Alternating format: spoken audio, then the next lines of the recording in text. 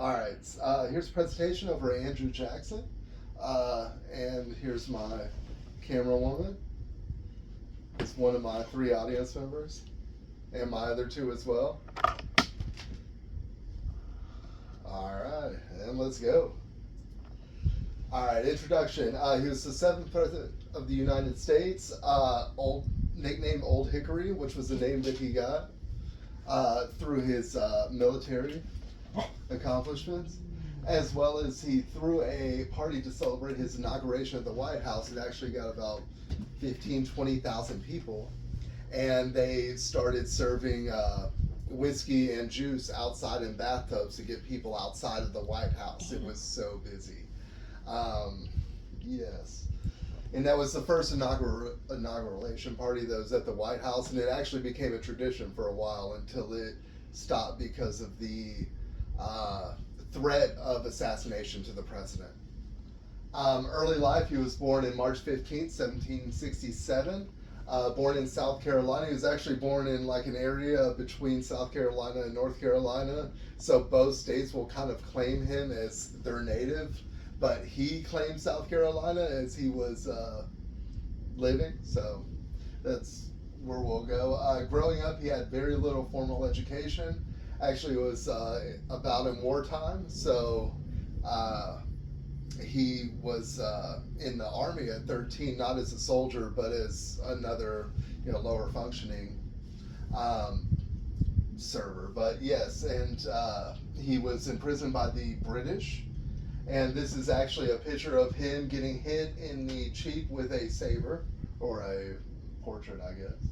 But yes, that was something that he remembered, and pretty much scarred him for life, both physically and mentally. And he hated the British for the rest of his life because of that thing he had to deal with, and also his parents and family. Pretty much his mother and family were imprisoned by the British as well.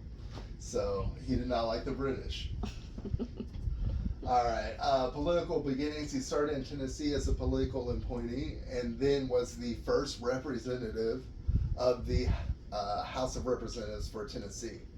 After that, he was a senator as well, and then Superior Court Judge of Tennessee, and then was the general of the Tennessee Militia. All right, and then he went to. He basically volunteered himself to the for the War of 1812, which he fought the Creek Indians in the Battle of Tohopeka, and that was a big battle for them that they won. And then he defeated the British as well in the Battle of New Orleans. And he was also nicknamed the Hero of the West. He was initially reluctant to become president, but his popularity as well as some influential friends convinced him to become president. He ran and lost in 1824, which was kind of sketchy. There's three of them that all ran. The lead contender dropped out and pretty much pledged his support to Adams, and they were like, "Yeah, let's go with Adams," and that was pretty much the end of it. And then he re-ran and won in 1828, and actually his wife died soon after that. He started the Indian Removal Act of 1930, which forcefully led Native Americans to reservations and actually kind of started the whole Oregon Trail and everything. He was reelected in 1832. He was very popular during his presidency, and even more popular after his presidency. He was actually considered one of the first U.S. celebrities. He retired to his estate for years, for decades actually, after his presidency. And for the last 8 years, he was invalid, but still kind of involved in political matters as much as he could be. This is 1928